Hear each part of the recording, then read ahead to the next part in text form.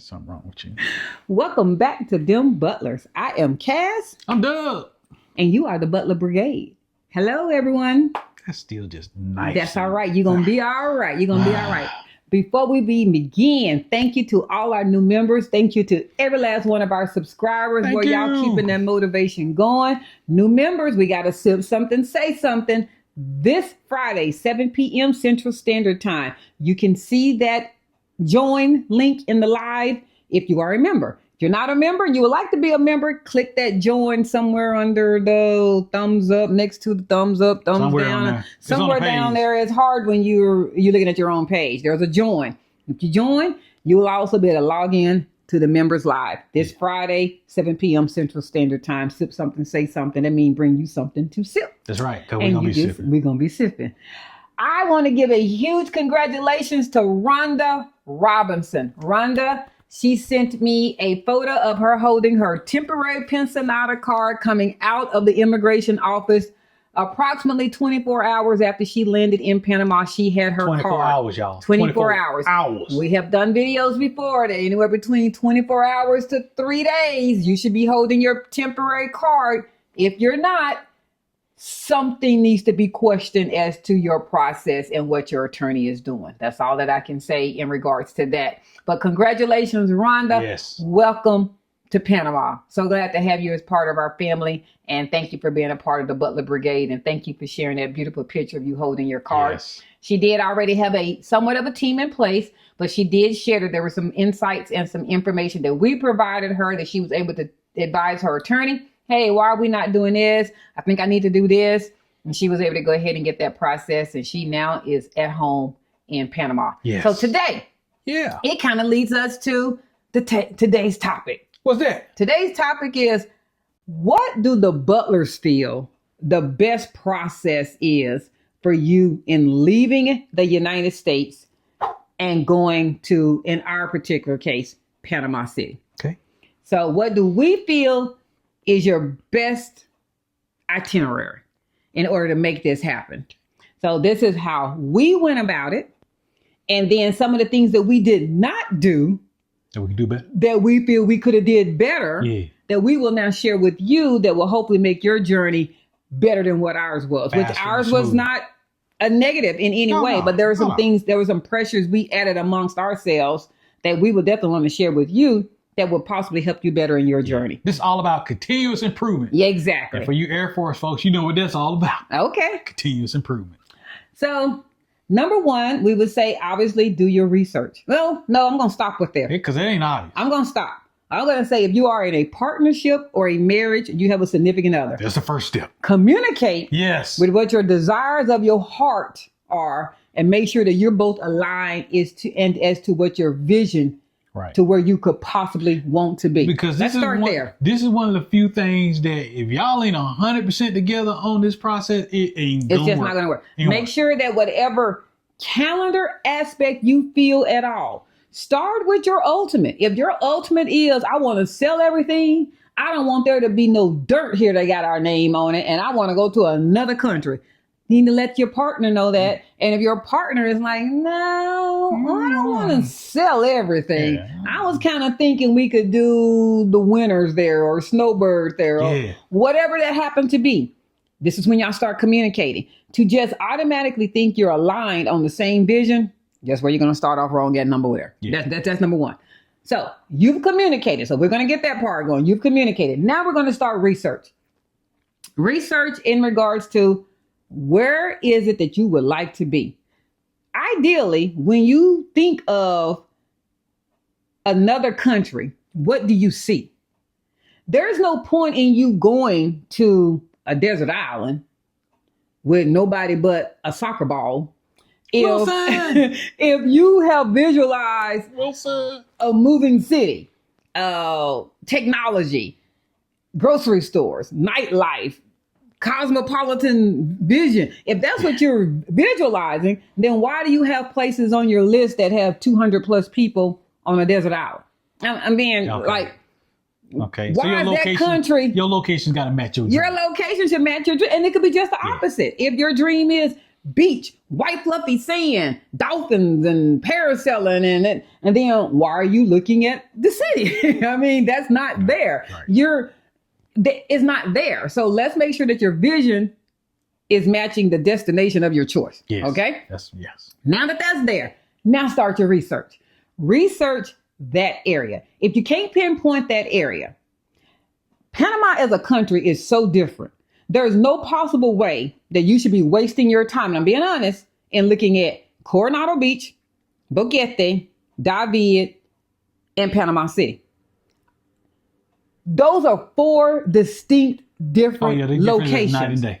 They're as different as night. That's me saying, and cost. Yes, that's me saying I don't know if I want to live. I'm going to go with Texas because I was Texas is what I know. I don't know if I want to live in Dallas, Laredo, a local mom and pop town, El Paso, or I don't know. I can't think of another because they're all so different. So that's what I mean. Lubbock. Coronado Beach is the beach, hence the name. I mean, it's the beach. It's the suburbs. It's more rural. It's more not necessarily ethnically diverse. David is more brown color skin, but it is a smaller Panama City, but it's not metropolitan. Oh, you ain't gonna see no skyscraper. Yeah, it's not metropolitan. Boquete is none of that. It's the mountains, it's the trails, it's the hiking, it's that. So they're vastly different. They're so different that you shouldn't be wasting your time going, well, I think I might want to live in Boquete. I might want to live in Panama City. Believe me, when you really think about your list, 1 or 2 of those can be off your list immediately. Immediately. And if economics is high on your list, Panama City is going to be at the highest. And as you go west in the country, the prices start dropping. I want that to correlate with somebody. If you're coming with a bare minimum that you know that you can even come with from the States, that financially you know that you can relocate, but the less under your pension, your social security check that you have, the more money you're going to have expenditure. Don't do Panama City. It's too expensive. It's not out of the realm, but if you're coming with the bare minimum, if you're coming with $1,200 to $1,500 a month, you're gonna need help. It's gonna be uncomfortable there, and therefore you need to look in co-living. Co-living, if I want Panama City, I gotta have the city, I want the city life, then you need to be looking at co-living. If you don't need the city living, then you need to definitely be going west. As my husband said, it needs to be David, it needs to be Boquete. How much of a difference is that? As different as you can have a house with acreage for $500 a month. Yep. That ain't no shit making up. That is not being made up. Yeah. That is 100%. You can find that all day, every day. A house with acreage for $500 a month. That's what I mean. If money is what is the highest thing that is on your list, more than destination, then we're not even going to waste your time. I need to be looking at Panama City. Yeah. Okay. So now that you have your location, do your research. Do your research by signing up with Facebook groups. Do your research with looking at YouTube videos of people who are at the destination you want to be. Living, not tourists. We love that y'all are watching us. We love it, but we're in Panama City. Now, I do realize there are some gems that we give people that they find valuable for other locations that they are. They don't have to be going to Panama. They let that be known that there are just some things that we've shared that are like, I didn't even consider that. Mm-hmm. But our experience is Panama City. We don't know anything about Boquete, David, San Blas, Coronado Beach. Except what we read in the watching videos other people. Seen. That's right. Follow people there to get your knowledge. Now you have that. You've done that. Okay. At some point, you need to hire an attorney. But you need to first off do your consultation. Do your free consultation. No attorney should be charging you for a consultation. And if they do, don't use them. Red flag number 1, I charge $200 for a consultation. Thank you so much for your time. Goodbye. I'll holler at you later. Number 1. Actually, I ain't gonna holler at you at all. I would suggest obtaining a attorney that's familiar with the area that you're wanting to relocate. They're going to then know the rules and the regulations of that. But go ahead. Well, perfectly, the attorney is there where you want to be. Where you're wanting to be. Yeah. Having a Panama City attorney and you want to be in Boquete, I want you to realize Boquete and Panama City are about 8 hours apart. Yeah, by vehicle. Yeah. I mean, that's 8 hours. It's on the other side of the country. So pull out your map. Pull out your map right now and be familiar with some of these cities that we're seeing, because they're on the other side of each other. Just because you see them, don't look at Panama as a country thinking, well, everything is just so small and dainty. Yeah, but to live in Boquete and live in Panama City are 8 hours difference in a vehicle. I wouldn't necessarily want a attorney in Panama City, and I want to live in Boquete. That's what we're saying. Yeah. So now that you did your free consultation with at least 2 attorneys, at least 2, get a comparison. Yes, we realize that first one probably the one that you look at, you go with, but that's fine.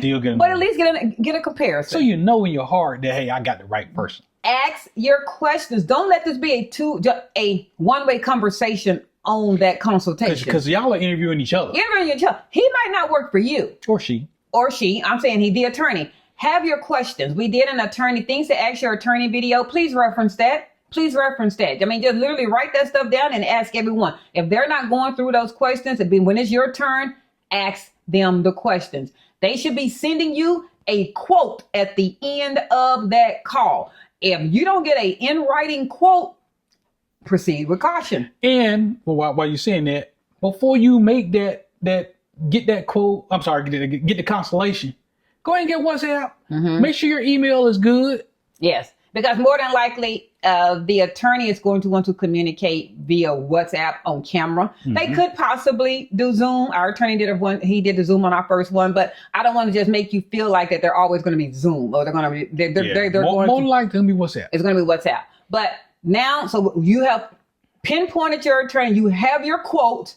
It has a quote is valid through this certain date, and then they're going to want some kind of payment or that the retainer. The quote is not good. The retainer. Yeah, you've done that based upon what your attorney. So from this point on, I want this very clear. If your attorney is telling you something different than what we are saying from this level on, you need to go with your attorney. There you go. Your attorney is your high professional. We're just telling you this is the order that we would suggest you do these things. Now, what you can do is if your attorney tell you something and you listen to our story and it sounds like it deviates far, shoot us an email. I agree. I thoroughly agree with that, Hunter.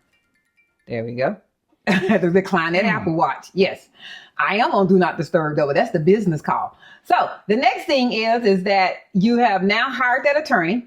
And y'all are going forth. The attorney is telling you, this is the first document that we suggest that you go and get. Whatever that trail is that they're telling you, we're saying, in our experience, the first document you need to do in our experience is the one that's going to take the longest. For us, under the Pensionata visa, with a dependent, this is very important. Mm-hmm. If you don't have a dependent, these are going to be different. Dependent does not have to be spouse. Dependent is anyone else that you're bringing along with you that's piggybacking under your immigration status. Mm-hmm. That could be your elderly parent. That could be a child. It's another person. Okay? Mm-hmm. Another person. Mm-hmm. Under the Pensionata visa with the dependent, the first thing that we would suggest you do is go ahead and get that apostille FBI background check if you're coming from the United States. Whatever said country you're coming from, whatever correlates with that fingerprint background check, whatever that document happens to be. Mm-hmm. Why should they go ahead and get that first? Do you feel? Because it takes forever to come back. In case you are in the United States and you're not familiar with the things that have been going on under this particular legislation, there have been numerous government jobs that have been eliminated, downgraded, or people have been terminated. Therefore, they're working with short staff. They're working with people that just don't know probably what they even need to do. Something that used to possibly get you the results back in 6 weeks may now take longer. 2, 3, 4, 5, 6 months. Yeah. Your time as to all documents in your body must be in Panama for the immigration in 6 months does not start until that first document is stamped. That's right. So we do want that clear. So if the FBI background check we feel is going to take the longest, start there. Why is that probably going to take long? Because that's the one that you have no control over. None. You have Zero. none. All you can physically do is go pay the people, get the fingerprints done, and let it go bye-bye. And wait. At that point, you're waiting. Right. Oh, but go ahead. While you're waiting, get your money up. Yeah. I mean, because you're gonna pay in this process. You're gonna know the quote that the attorney gave you. You're gonna know that information. Now, If you are a married couple, we're going with that. The next thing is going to be you're going to have to now get your marriage license apostille. We would ask this today. What's apostille? Apostille is and this is paraphrasing. Please do not send me 29,000 comments saying that's not what apostille is. Ask your attorney. It's a higher level notary. It's a verification of the documents that you have provided from a government entity, apostilling, saying this is true and accurate. It's just a higher level notary. A traditional notary does not work. It must be apostille. Yeah. If you were married in a state or a county outside of where you live, your embossed date on your marriage license must be the most current date. Not when you got married. Not when you got married. So we realize when you signed your marriage license, I'm not talking about that date of signature. I'm talking about the embossed stamp on your marriage license must be the most current date. Typically, your attorney would give you within 30 days of when y'all are having this conversation. So if you go and get it today is April the 16th. Sure. You go get your embossed copy today, April the 16th. It needs to be at the immigration office by May the 16th. So that's why we're saying it needs to be the most, you only got a small window there. So the next thing, I personally, if you are in a city or town that's close to the area where you got married, I wouldn't even go get that until you get your FBI background check. Right. Because whatever form you get back and it gets stamped first. That started the date. The clock starts. It started. So if you are close to that city, then, oh, I'm sorry, I thought that was falling. If you're close to that city, don't need to go get that until you get your FBI background check. There's no reason to get it.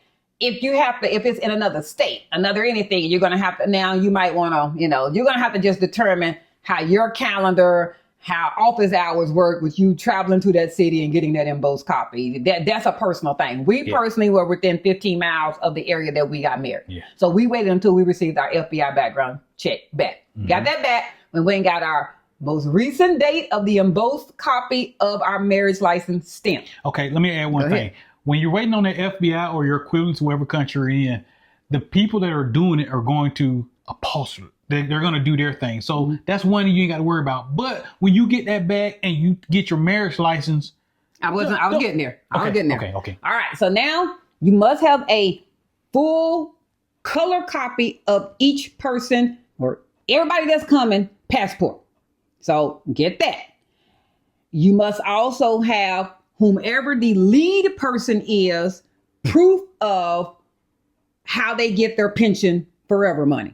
Not paycheck, forever money, whether that's a government letter, whether that's a Social Security Administration letter. And here's the catch with that. It can't be that one they sent you. Let's say you've been retired for 10 years. I'm just making that number up. Mm-hmm. That one they sent you 10 years ago saying, hey, Mr. John Smith, you're going to receive $4,000 a month until the day you die. And that letter was dated in this is 15, let it be 2005. It was dated it won't work. Yeah, remember I said, every document you submit must be the most recent date. And you might be going, how in the heck am I going to get the letter from when I retired 10 years ago saying how much my pension was going to be? That is why we're giving you this information now. We can't tell you how you're going to get that letter and whose office you might need to go to. But you're going to have to go get For my husband, that was OPM. That was Office of Personnel Management. As a government entity. Him qualifying under his pension. If he had wanted to qualify under his Social Security, I guess it would have been the Social Security Administration. If he had wanted to qualify under his VA disability, it would have been the VA. I can't tell you who you need to go get that most accurate dated letter from. But the one that acknowledged your awarded allotment is not going to be the one that is sufficient because that date is too old.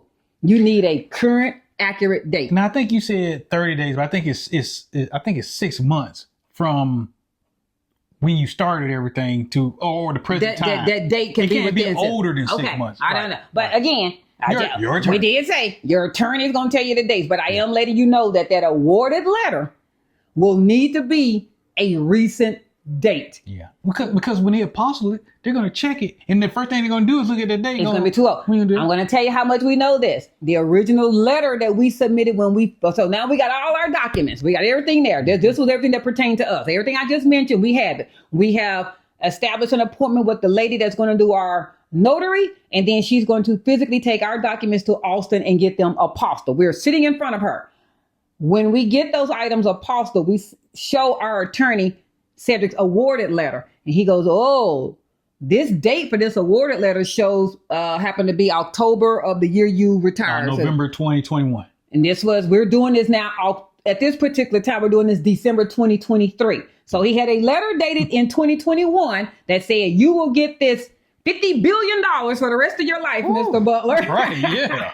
You're going to get $50 billion for the rest of your life. And the attorney said, no good, dated 2021. Yeah, that's too old. We had to contact OPM. He got a recent letter. We went back to the lady that did our notary, and she submitted all the information again on the apostille, and we got that sent off. That is why you need to start this. So I'm giving you these gems because we just shared. We're trying to help you not have to make mistakes that we did. And those of you who will use OPM or the government, I'll just say United States government, when I contacted OPM, you would think they would go, hey, they're sending this electronic. No, they mailed it. So we had to wait on it. So, yeah.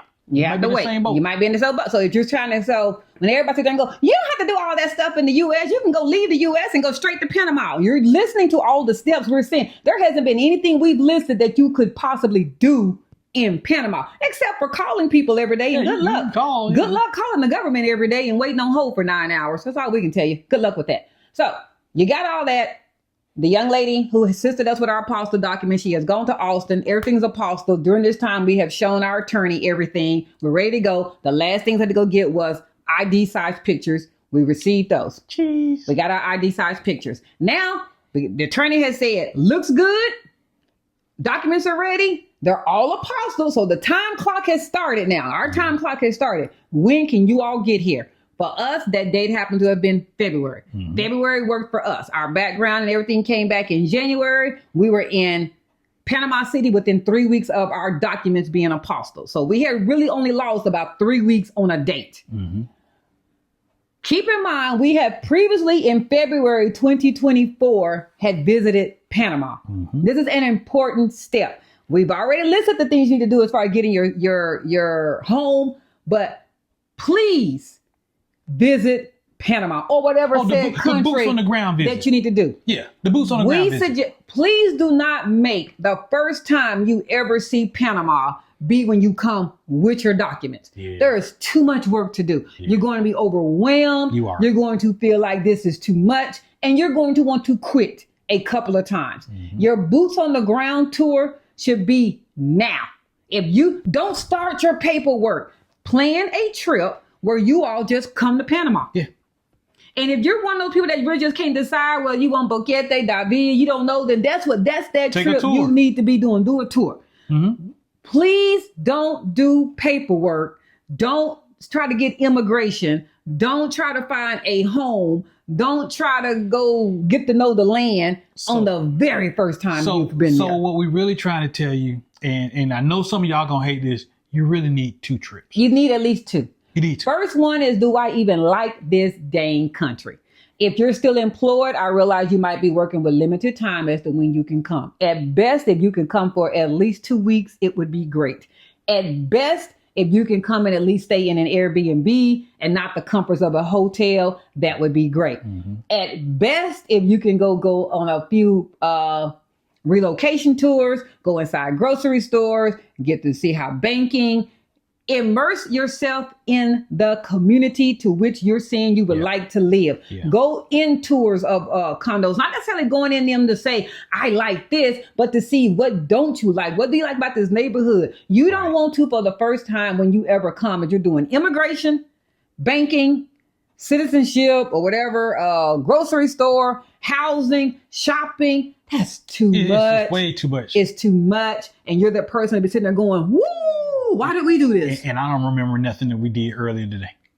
Come on a tour, come to Panama, that you're just looking at Panama. That is all. You're not doing anything citizenship. When we started this video, we're giving you the things under the impression that you have already at least visited Panama. It is too much. I don't care if you're coming for 4, 5, 6 weeks. You still only did 1 trip.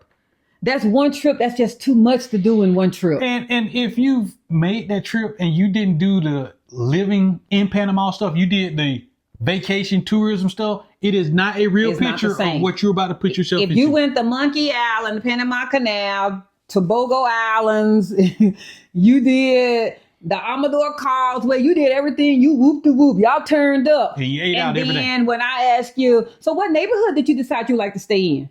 Huh? Yeah. Who did you decide that's going to be your attorney? Yeah. You see what she's getting at? Yeah. You didn't do that living stuff. You did that fun stuff. You did fun stuff. Yeah. You're not in vacation mode. You're in stay forever mode. There you go. So you've already done that. So now when you're in Panama, when Cedric and I came to Panama the second time, we already know our two neighborhoods. We know Panama City. We already knew Panama City, but we know El Cangrejo or San Francisco. We're not wasting also our realtor's time by having him take us to 14 different neighborhoods. 14, you guys? There's no possible way your list should even contain 14 neighborhoods. No. One or two of those neighborhoods are the only two that you like if you did that original tour. Yes. There's only one or two that you're like, this is it, baby. This is what I like. There's only one or two because they're all not the same. They're totally different. They're all totally different. So now you've done that. You have your immigration things. You're in town. You're there with your attorney. Your attorney should now be seeing you guys within 24 hours of you arriving in Panama. You should be handing him those documents, or her. I know I keep saying him, but those documents that you brought should be getting handed to your immigration attorney. Number one, you don't want to be there for a week before you see your attorney. Remember that clock was ticking. Yeah. It was ticking the moment you got the clock first was ticking. thing So if you're now, I'll go see my attorney next week. No. You need to be seeing him the next day you get off the plane. Any of those documents are wrong? What if you forgot one, God forbid, and you now have to FedEx, you got to talk to somebody back at home and get something FedEx to you. Go ahead and be seeing your attorney. Your attorney is going to do, once again, all that paperwork. Be prepared that you're more than likely going to have to fill out a physical application part for immigration status. I was going to piggyback. You're going to go, well, I forgot a form, but I got a copy. That copy don't mean jack. Copy means nothing. You got to have the original. Embossed. Embossed don't copy. mean nothing. But you will fill out that image. It's a long form, about 20, 24 pages, a lot of paperwork. You're doing that.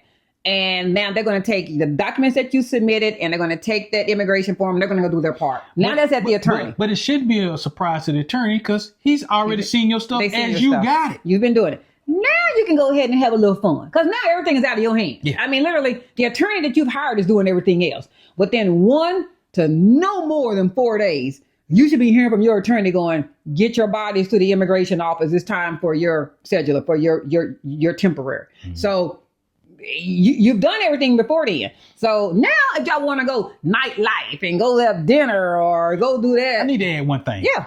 As you was talking to your attorney and you're getting all your paperwork together to get your scheduler, get the reentry. It is an additional fee to re-enter the country, but you need that. We've mentioned this before. Go to another of our videos about questions to ask your attorney. It basically means that if you need to leave the country for any reason, maybe while y'all are there, maybe you're going to be one of those couples that on the second time you come, y'all are not leaving for 6, 7, 8, 9 months. That could be y'all. I don't know. I mean, that could be you because you're not under that. You are under 6 months when you get your scheduler, but it's not the 6 months you were stamped in for your passport. It's the 6 months that your scheduler became aware. But anyway, I don't want to confuse nobody with that. You all might want to go over to Colombia. You might want to go to Jamaica. You might want to go to San Blas Island. There you go. You're going to have the reentry card. So just go ahead and get it.